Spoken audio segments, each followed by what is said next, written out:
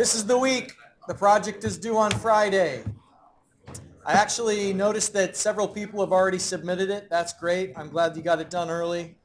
Having it due on Friday will mean that you don't have to think about it at all over the Thanksgiving holiday. So I think that's good. I don't remember what time on Friday I set it for. I guess maybe I could check that just to see.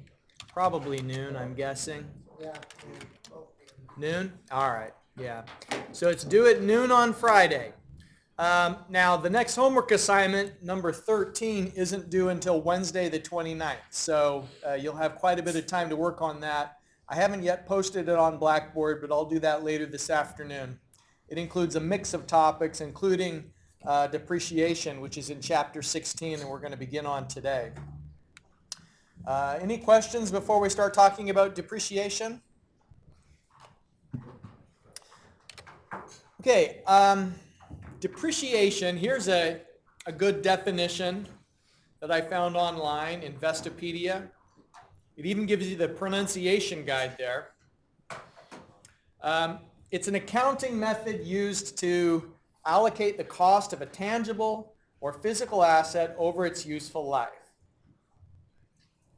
So that just means when you buy an item, for accounting purposes, you don't always take the cost of that item in just the year that you've purchased it. So if a piece of durable equipment lasts for longer than a year, it's common practice in business to charge the cost of that item, spreading it out over years rather than all at once. And also there are tax-related implications to that as well. So most of what we'll be talking about is related to the intersection of depreciation and taxes.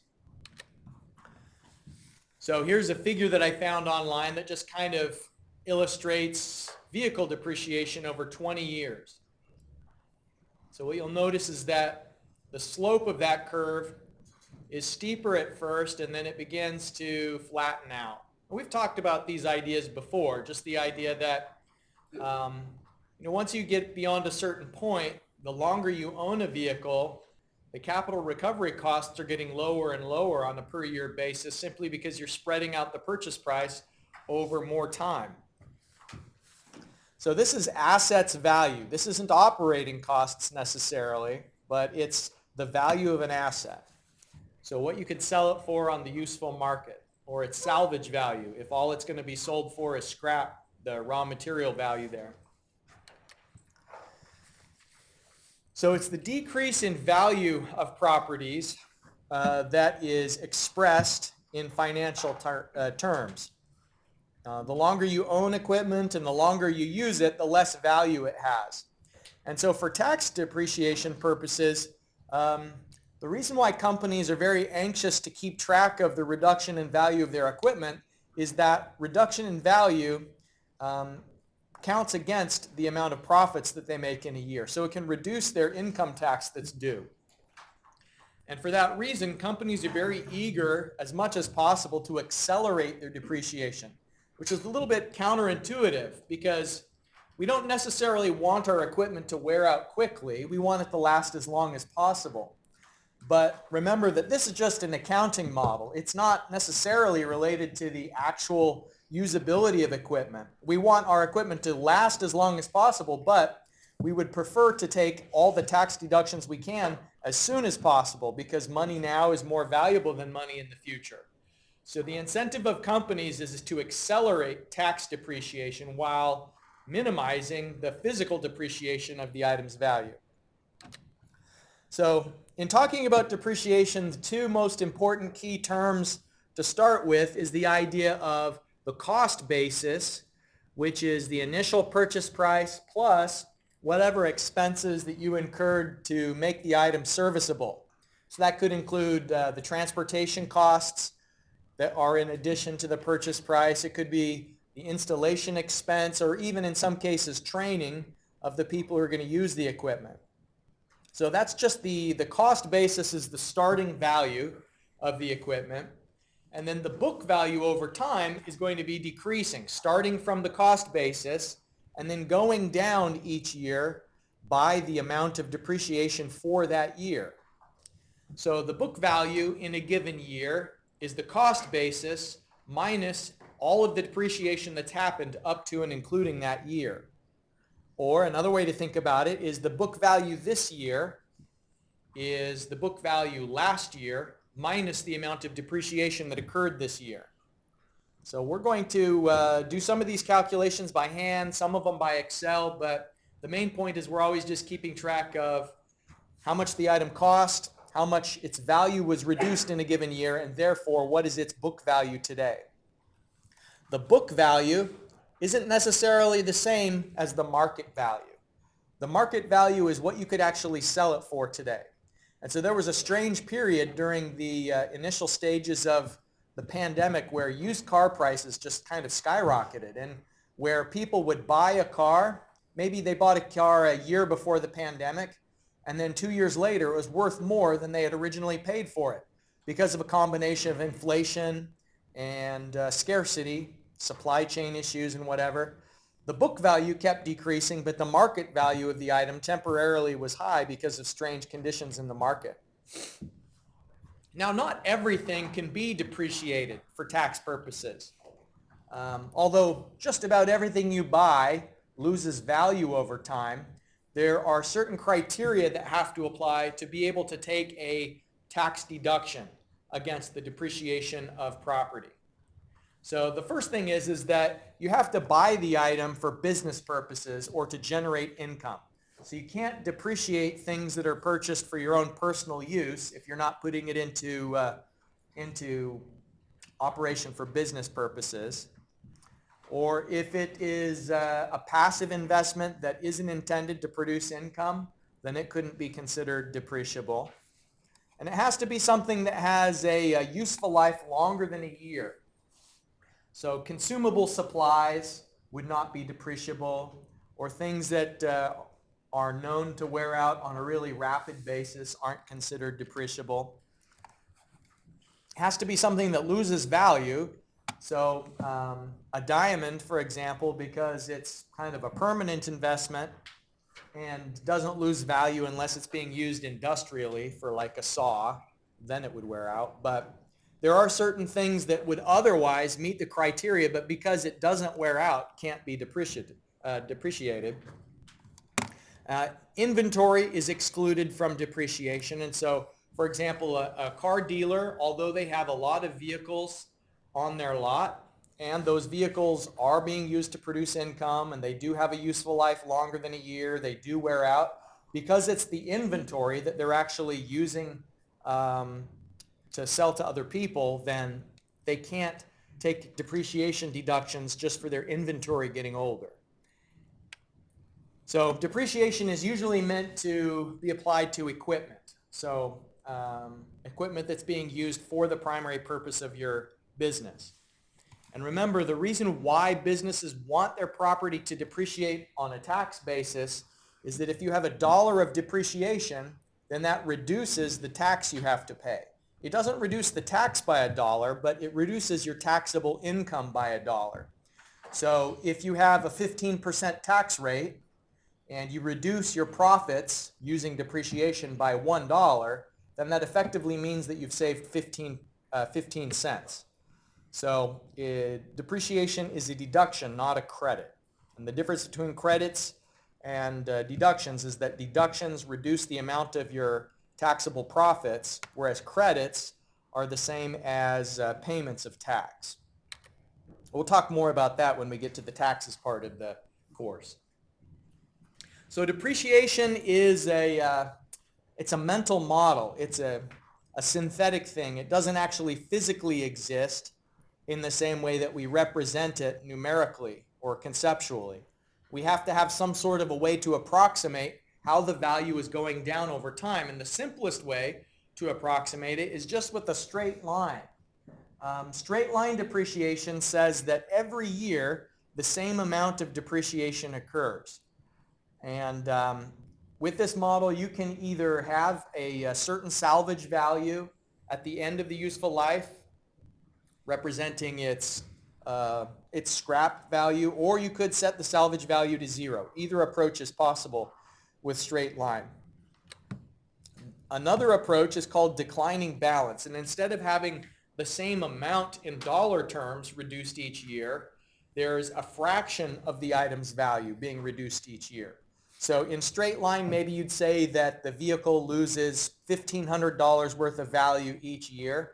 And so the first year is $1,500, the second year is $1,500, the third year is $1,500. And remember, that may not be realistic. It's more commonly accepted that items that they lose more of their value early compared to late. And so that's what the declining balance method reflects, is the idea that you would want a model that has more depreciation early and less depreciation late. And so to accomplish that, numerically, what you'd say is that a certain fraction or percentage of the item's value is lost each year. Rather than being the same amount, you'd say maybe 20% of the value is lost each year, and it's 20% of the previous year's value.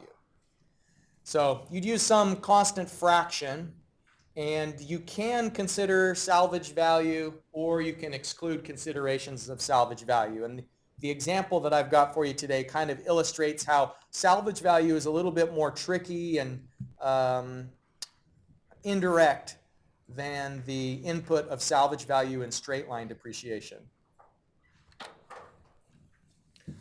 On Wednesday, we're going to talk about the modified accelerated cost recovery system, MACRS. Sometimes it's also called the general depreciation system. And it is an approach that doesn't have any salvage value. Every piece of equipment depreciates to zero. And rather than actually doing calculations in a direct way by yourself, you use pre-existing depreciation fractions that are set up based on the type of item, so property classes. So we'll talk more about that on Wednesday. But for today, we're going to focus on straight line and declining balance. So here's the formulas that we'll use for straight line depreciation. Remember that B is the book value, S is the salvage value, and N, the recovery period, is the same thing as the useful life of the equipment, or maybe more accurately, it's how many years we're going to be taking depreciation over.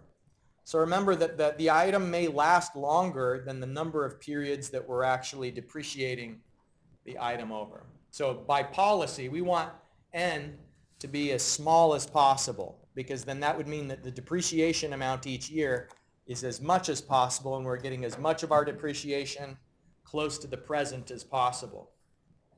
So with this approach, the depreciation amount is the same every year. So it's called straight line, because if you were to graph the book value versus time, then it's going to be a straight line. And the book value in any given year is just the book value in the first cost, the cost basis, minus all of the previous years of depreciation. So T would be the number of years, D sub T is the amount of depreciation per year. So straight line depreciation means that there's a constant amount. So just to illustrate what that looks like, if we had some sort of equipment like an argon gas processor, and it has a first cost of $20,000, remember that can include not only the purchase price of the item, but its transportation and setup costs. And if we know that ultimately it will have a $5,000 salvage value, then what that means is that it's losing $15,000. The depreciation amount over the period is $15,000. And if the number of years that depreciation is being applied is 5 years, then obviously 15,000 divided by 5 years means the constant amount of depreciation for each year will just be $3,000. So you could find out the book value in any given year by applying this formula of it's the initial book value minus the number of years that have elapsed multiplied by the depreciation per year. So at the end of 3 years, it would have $11,000 of book value. At the end of 5 years, it would have $5,000 worth of book value, which is the salvage value that we were given to begin with. And here in the plot you can see why it's called a straight line. The slope of that is constant, and though it's not necessarily the most accurate, it is the most simple way to calculate depreciation. So any questions so far about straight line depreciation? Okay, let me hand out the in-class exercise for today. This first one, straight line, I would like you to try and solve this one by hand. The next approach will use Excel, but this one I'd like you to get some practice doing depreciation calculations by hand.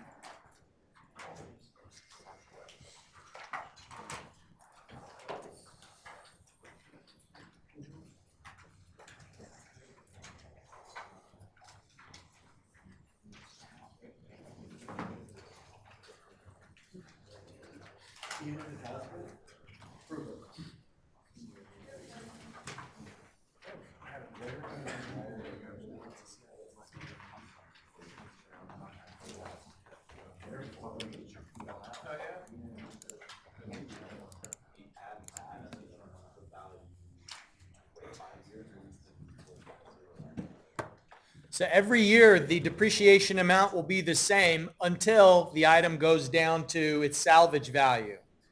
So for example, in the first year, all three items have depreciation, and you can see the individual item amounts, and so the sum of the depreciation for those three items together is $21,773 and 40 cents. The book value at the end of the third year will be the initial book value for each item minus 3 years depreciation. So the all equipment amount should be $121,000, just over.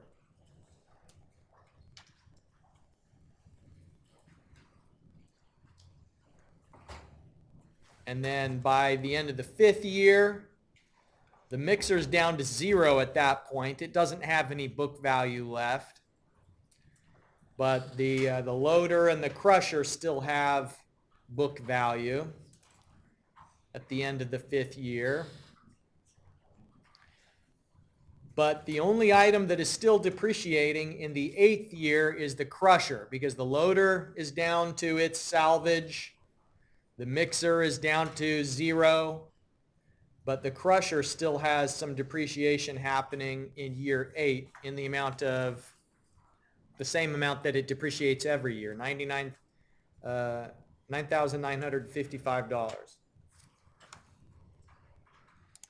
So this is straight line. Anybody have questions about this method of depreciation?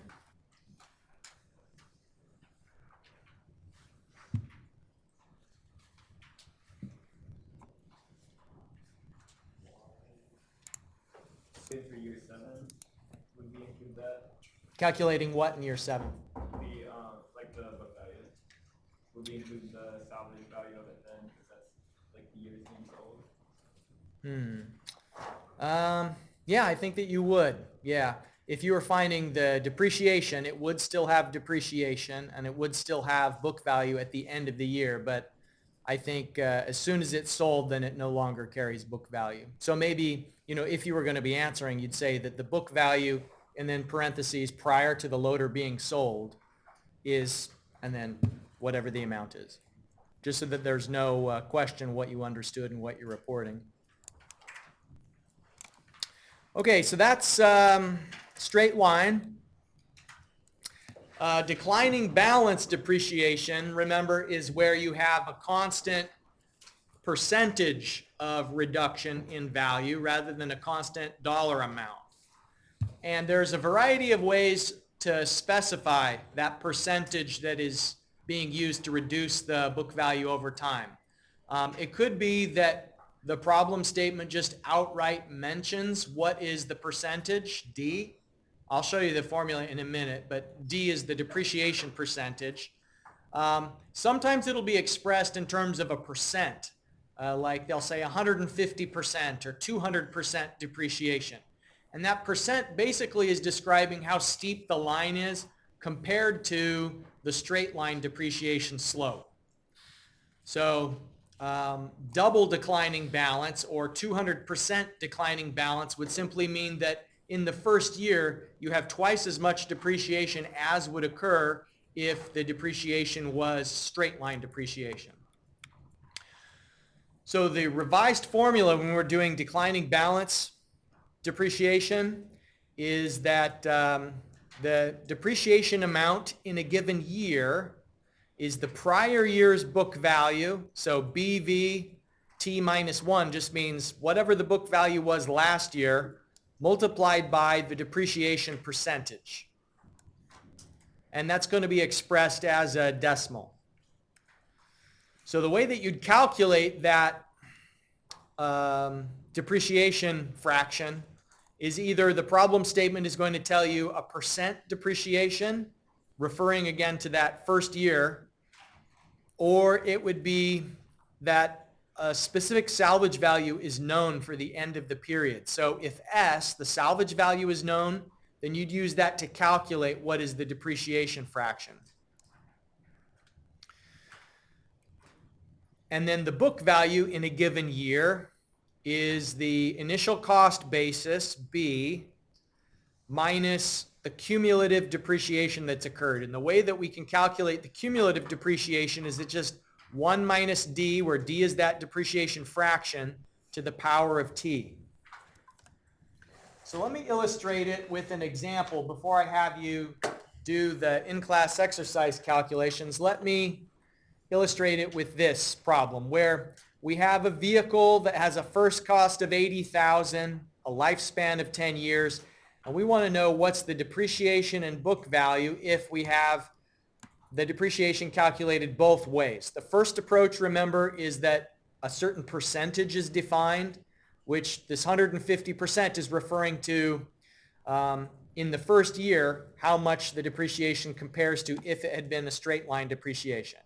And then the other way we'll do it is if we have a known salvage value. So in the first, you don't necessarily know what the equipment is going to be having as a salvage value at the end of the lifespan. So the salvage value is something you calculate along the way rather than being a known quantity at the beginning that the depreciation is based on. The second case is what you'd do if you did know the salvage value. You'd know the starting point and the ending point, and then you'd calculate along the way how much depreciation amount does there need to be each year to get to that final salvage value. So let me start up Excel and just illustrate this approach. And here's our problem statement. Copy it. Oh, well, not really.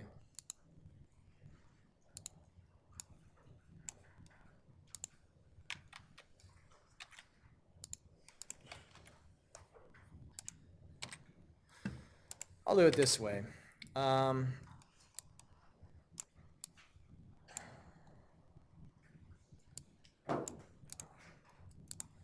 The first cost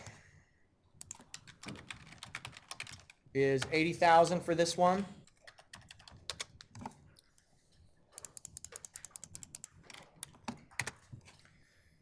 So that is B.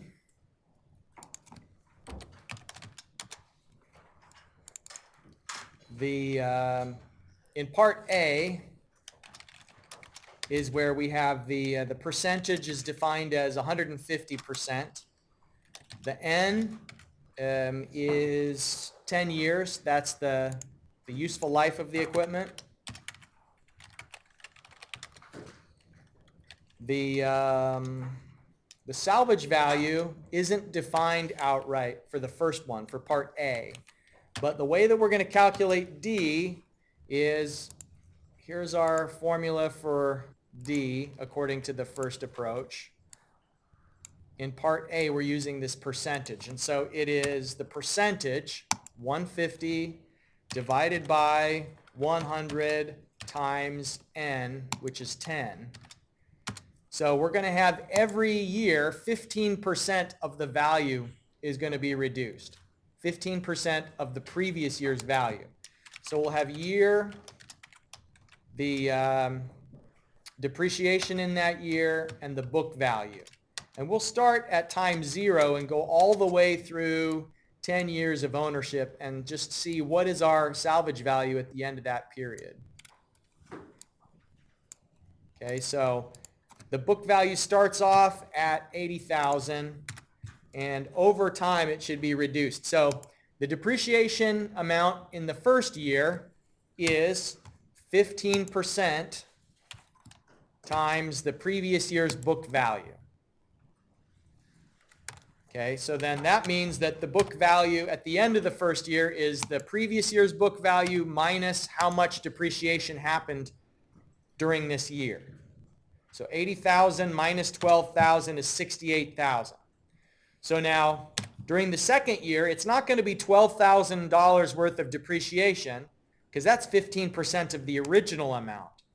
What happens in the second year is it's 15% of the prior year's book value. So it means that it's only $10,200 worth of depreciation in the second year.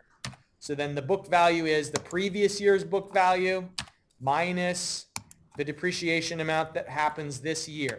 So we could drag this down now through all of the 10 years, and it's going to, because we used anchored cell references, it'll calculate the depreciation is declining each year, the book value is going down each year, and in the end of the 10 years, our final salvage value will be $15,750. So that is not predetermined at the beginning as an input, but it's a consequence of the idea that every year we lose 15% of the book value. So it's a pretty straightforward approach for this part A. Now for part B, things are a little bit different. For part B, we still have the same N of 10 years.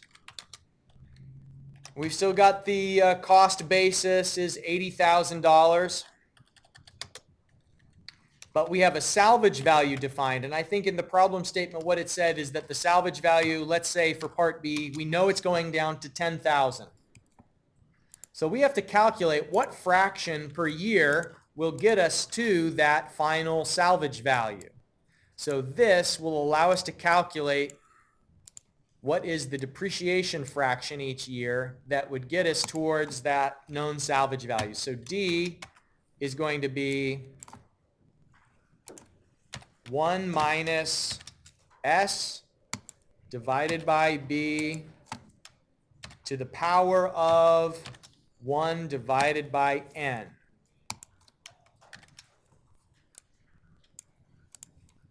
Okay, so again, the formula is 1 minus, and then in parentheses, the $10,000 divided by $80,000 to the power of 1 divided by 10. So that means that every year we're going to have a depreciation fraction of 18.775% in order to start at 80,000 and end at 10,000. So then we'll set up a table similar to before where we have year, the depreciation amount, the book value amount, and it's the same thing where we're going to look at over a 10-year horizon, what is the starting book value, known to be 80,000. The depreciation amount in the first year will be the depreciation fraction multiplied by the previous year's book value. So the depreciation fraction, we anchor the reference up to D, but don't anchor the reference to the book value because we always want to be looking at what was the book value in the row above the row that we're on. So $15,019.81, and so then the book value at the end of the first year would be the previous year's book value minus the depreciation in that year. Okay, and I can drag this down all the way now, I think. And we'll know it's right if it says the book value at the end of year 10 is $10,000. And it is. So it gets us exactly to $10,000. So you can see that The depreciation amount is decreasing every year. It's more front-loaded. So companies prefer declining balance depreciation compared to straight line because they're getting proportionally more depreciation early on, and that's better for tax purposes. All right, so those are the two methods for declining balance, and I'd like you to get some practice with that. So on the back side of the paper, your in-class exercise is this second problem.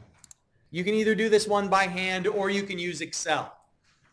If you're doing it by hand, probably just the first 3 years is all you'd have time and space to do. But if you're doing it by Excel, once you set it up, you can drag it down through all of them. So in this problem, we've got some equipment that starts off at $486,000. It lasts for 8 years. And you're going to do it both with a given percentage for part A, and for part B, you're going to do it with a given salvage value. And then back calculate what is the depreciation factor needed to get you there.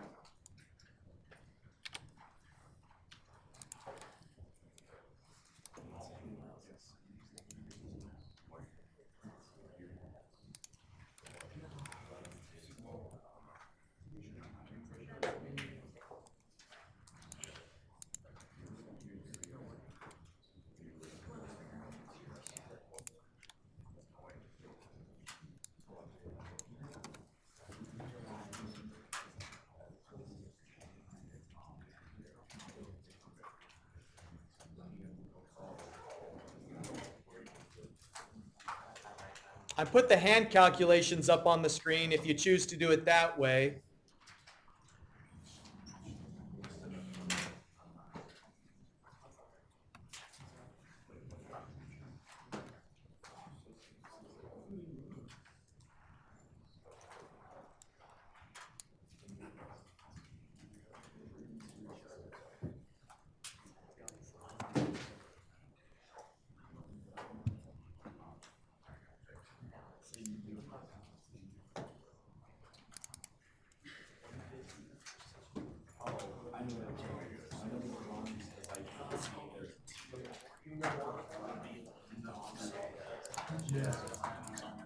If you do it by Excel, then it'll look a little bit different.